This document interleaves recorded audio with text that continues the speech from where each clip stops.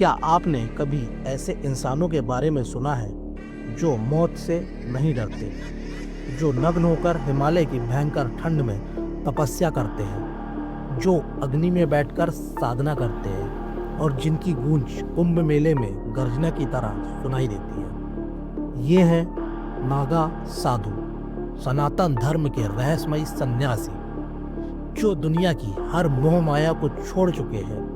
लेकिन क्या ये साधारण साधु है या फिर इनके पास कोई अलौकिक शक्ति है? आखिर ये कौन है? ये नग्न क्यों रहते हैं? क्या वाकई ये साधना से अमरत्व प्राप्त कर सकते हैं? और क्या इनके पास कुछ ऐसी सिद्धियां हैं जिनके बारे में हम सिर्फ कल्पना कर सकते हैं? आज हम नागा साधुओं के रहस्य से पर्दा उठाने जा रहे हैं। तैयार हो जाइए, क्योंकि ये यात्रा आपको साधारण दुनिया से बहुत दूर ले जाने वाली है। लेकिन यदि आपकी पौराणिक कथाओं में रुचि है और आप भी ऐसी वीडियो देखना पसंद करते हैं तो लाइक जरूर कीजिए और चैनल को सब्सक्राइब कर लीजिए। ये साधु जो नंगे बदन, भस्म रमाए और जटाओं में गांठे बांधे दिखते हैं, आखिर कौन है? इनका अस्तित्व तब से है और क्यों ये आम साधुओं से बिल्कुल अलग माने जाते हैं? नागा साधु कोई साधारण सन्यासी नहीं है। ये वो सन्यासी है जिन्होंने सांसारिक बंधनों को त्याग कर शिव के मार्ग को अपनाया है। नागा शब्द का अर्थ है नग्न, और ये नग्नता ही इनकी पहचान है, जो दर्शाती है कि अब इनका इस दुनिया से कोई लेना देना नहीं। ऐसा माना जाता है कि नागा साधुओं की परंपरा हजारों साल पुरानी है। कुछ मान्यताओं के अनुसार ये स्वयं भगवान शिव के गणों की परंपरा से आते हैं, लेकिन इनका संगठित रूप से अस्तित्व हमें 8वीं शताब्दी में देखने को मिलता है, जब आदि शंकराचार्य ने इन्हें संगठित किया था। 8वीं शताब्दी में जब भारत पर विदेशी आक्रमणकारियों का खतरा बढ़ रहा था, तब सनातन धर्म और मंदिरों की रक्षा के लिए आदि शंकराचार्य ने एक सैन्य सन्यासी समूह बनाया, नागा साधु। ये न केवल आध्यात्मिक योद्धा थे, बल्कि हथियारों में भी निपुण थे। इनकी तपस्या और कठोर जीवन शैली ने इन्हें साधारण मनुष्यों से बिल्कुल अलग बना दिया। कहा जाता है कि ये न केवल आत्मसंयम के प्रतीक है, बल्कि सनातन संस्कृति की रक्षा के लिए सदियों से तत्पर है। लेकिन आखिर ये नागा साधु कैसे बनते हैं? क्या कोई भी साधारण व्यक्ति नागा साधु बन सकता है? इस रहस्य को जानने के लिए आगे देखिए। नागा साधु बनना आसान नहीं। यह सिर्फ एक संन्यास नहीं, बल्कि एक कठिन अग्नि परीक्षा है। एक ऐसा मार्ग जहां सांसारिक मोह, भय और यहाँ तक कि स्वयं की पहचान भी पीछे छूट जाती है। जो भी नागा साधु बनना चाहता है, उसे पहले 12 वर्षों तक एक सामान्य सन्यासी की तरह जीवन बिताना पड़ता है। इस दौरान उसे अपने गुरु की सेवा करनी होती है और सभी सांसारिक इच्छाओं का त्याग करना होता है। यह चरण बेहद कठिन होता है, लेकिन असली परीक्षा तो इसके बाद शुरू होती है। नागा साधु बनने की प्रक्रिया कुंभ मेले के दौरान होती है। हजारों सन्यासी इकट्ठा होते हैं और फिर महामंडलेश्वर अखाड़े के सबसे उच्च गुरु इस बात का निर्णय लेते हैं कि कौन इस कठिन साधना के योग्य है। जो चुने जाते हैं उन्हें दीक्षा के पहले चरण से गुजरना होता है, जहां उनका सिर पूरी तरह मुड़वा दिया जाता है और वह अपने पुराने जीवन से अंतिम विदाई लेते हैं। नागा साधु बनने की सबसे कठिन परीक्षा तब होती है जब साधु को प्रतीकात्मक रूप से मृत घोषित किया जाता है। इस प्रक्रिया को शव साधना कहा जाता है। साधु को एक शमशान में ले जाया जाता है, जहां उसे यह अनुभव कराया जाता है कि अब वह मर चुका है। उसे अपनी ही मृत्यु भोज की रस्में देखने को मिलती है। इस क्षण के बाद वह आधिकारिक रूप से नागा साधु बन जाता है। अब वह समाज से पूरी तरह कट चुका होता है।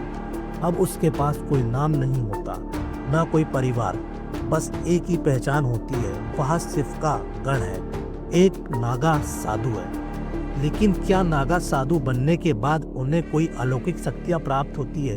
क्या वे सिद्धियां हासिल कर लेते हैं? इस रहस्य को जानने के लिए देखते रहिए। ये साधु आम मनुष्यों की तरह नहीं होते। या ना तो धन चाहते हैं, ना ही प्रसिद्धि। ये एक अलग ही दुनिया के लोग हैं, जो गहरी साधनाओं में लीन रहते हैं। लेकिन क्या ये सच में किसी रहस्यमयी शक्ति के मालिक है? आज हम आपको नागा साधुओं की उन साधनाओं के बारे में बताएंगे जो इंसानी समझ से परे है। क्या कोई इंसान आग में बैठ सकता है? नागा साधु अग्नि साधना के जरिए अपने शरीर को तापते हैं। ये धुनी में बैठकर ध्यान करते हैं और कई बार जलती लकड़ियों को अपने शरीर पर रख लेते हैं, लेकिन इन्हें कोई पीड़ा नहीं होती। ऐसा कहा जाता है कि यह साधना उनके भीतर आत्मिक ऊर्जा को जागृत करती है, जिससे वे अपने शरीर पर नियंत्रण पा लेते हैं। नागा साधु चल समाधि की साधना भी करते हैं, जिसमें वे कई घंटों तक पानी में डूबे रहते हैं बिना सांस लिए। यह कैसे संभव है? कुछ साधु मानते हैं कि यह प्राणायाम और कुंभक साधना का प्रभाव है, जिससे वे अपनी सांसों को रोक सकते हैं और शरीर की ऊर्जा को नियंत्रित कर सकते हैं। आखिर ये कौन सी शक्ति है जो उन्हें ऐसा करने में सक्षम बनाती है? जहां आम इंसान कुछ मिनटों में ठंड से कांपने लगते हैं, वहीं नागा साधु महीनों तक बर्फीली गुफाओं में निवस्त्र ध्यान करते हैं। इसे हठ योग और तप तापस साधना कहा जाता है।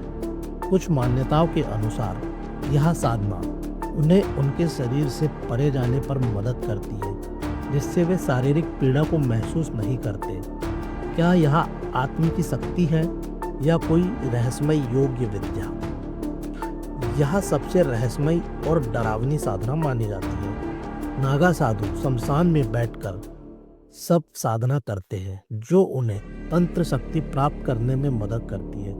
कहा जाता है कि इस साधना से वे आत्माओं और सूक्ष्म शक्तियों से संपर्क साध सकते हैं। कुछ लोग मानते हैं कि यह साधना उन्हें अलौकिक शक्तियाँ देती है, जिससे वे भविष्य देख सकते हैं और अपने शरीर को इच्छा अनुसार नियंत्रित कर सकते हैं। नागा साधु सिर्फ सन्यासी नहीं, बल्कि रहस्य और तपस्या का अद्भुत संगम है। क्या वे वाकई अलौकिक शक्तियों के धनी हैं या फिर उनकी साधनाएं केवल मानसिक और शारीरिक शक्ति का चरम रूप है? आप क्या सोचते हैं? नागा साधु जिनका जीवन एक रहस्य से भरा हुआ है, कभी हिमालय की गुफा में तपस्या करते हैं तो कभी कुंभ मेले में अपनी शक्ति का प्रदर्शन करते हैं। लेकिन क्या आप जानते हैं कि इनका आज का जीवन कैसा है? क्या ये सिर्फ जंगलों और शमशानों में रहते हैं या फिर आधुनिक दुनिया से भी इनका कोई संबंध है? नागा साधु अकेले नहीं रहते, ये अखाड़ों के अनुशासन में बंधे होते हैं। भारत में 13 प्रमुख अखाड़े हैं, जहां ये अपने गुरुओं के साथ रहते हैं। हर अखाड़े का अपना नियम, अपनी परंपरा और अपनी साधना विधि होती है। इन अखाड़ों में वे योग, ध्यान और धर्म शास्त्रों का अध्ययन करते हैं। कुछ नागा साधु पूरी तरह जंगलों या पहाड़ों में रहते हैं, लेकिन कई साधु समाज के बीच भी आध्यात्मिक मार्गदर्शन देते हैं। हर 12 साल में आयोजित होने वाला कुंभ मेला नागा साधुओं के लिए सबसे बड़ा आयोजन होता है। यह वह समय होता है जब वह दुनिया के सामने आते हैं और अपनी शक्ति और तपस्या का प्रदर्शन करते हैं। लेकिन जैसे ही कुंभ समाप्त होता है, ये दोबारा अपने गुप्त स्थानों पर लौट जाते हैं। आपको यह जानकर आश्चर्य होगा कि कई नागा साधु आध्यात्मिक गुरु बनकर लोगों का मार्गदर्शन भी करते हैं। वे समाज से पूरी तरह कटे नहीं होते, बल्कि कुछ नागा साधु गांवों और शहरों में घूमकर धर्म और योग का प्रचार भी करते हैं। कुछ नागा साधु आधुनिक समाज से पूरी तरह दूर रहते हैं, जबकि कुछ अपने अनुयायियों के संपर्क में रहते हैं। लेकिन इनका जीवन हमेशा एक ही लक्ष्य पर केंद्रित होता है, आत्म साधना और शिव भक्ति। आधुनिकता के इस युग में कुछ नागा साधु सोशल मीडिया और इंटरनेट के माध्यम से भी धर्म प्रचार करने लगे हैं। लेकिन क्या यह उनकी परंपरा का हिस्सा बन सकता है या एक बहस का विषय है? नागा साधुओं का जीवन हमेशा से रहस्य, तपस्या और शक्ति का प्रतीक रहा है। क्या वे आने वाले समय में भी इस तरह रहेंगे या फिर बदलती दुनिया में उनके जीवन का स्वरूप बदल जाएगा? यह समय ही बताएगा। नागा साधु तप, त्याग और रहस्य का जीवन स्वरूप, एक ऐसा जीवन जिसे समझना हर किसी के बस की बात नहीं। ये कौन है ये क्या चाहते हैं? और सबसे बड़ा सवाल, क्या ये साधारण मनुष्यों से अलग है? इन्हें समाज से कोई लेना देना नहीं, ना धन, ना परिवार, ना कोई सांसारिक मोह, लेकिन फिर भी ये अमर प्रतीत होते हैं। आग में तप सकते हैं, बर्फ में निवस्त्र रह सकते हैं और सालों तक बिना भोजन के ध्यान में लीन रह सकते हैं। क्या यह सिर्फ साधना की शक्ति है या फिर कोई गुप्त विद्या? जो रहस्य इनकी साधनाओं में छिपे हैं, इन्हें समझ पाना आसान नहीं। क्या ये योग शक्ति है? क्या ये तंत्र विद्या है? या फिर कुछ ऐसा जिसे विज्ञान भी नहीं समझ सकता? कुछ लोग मानते हैं कि ये खुद महादेव के गण हैं, शिव के सबसे निकटतम भक्त, जो संसार से परे जाकर सिर्फ उन्हीं की भक्ति में लीन रहते हैं। इनके जीवन का हर क्षण शिव के चरणों में समर्पित होता है। इनका जीवन कठिन तपस्या से भरा हुआ है, लेकिन इनका एकमात्र लक्ष्य है मोक्ष, अपने अस्तित्व को समाप्त कर परम सत्य में विलीन हो जाना। नागा साधु, एक रहस्य, एक तपस्या या फिर कुछ और? क्या ये सिर्फ बीते समय की कहानी है या फिर आज भी हमारे बीच मौजूद है? क्या इनकी साधनाएं केवल मानसिक और आध्यात्मिक प्रयोग है या फिर वाकई ये किसी अलौकिक शक्ति से जुड़े हैं? तो आप क्या सोचते हैं? क्या नागा साधु सिर्फ कठोर तपस्वी है या फिर कुछ और?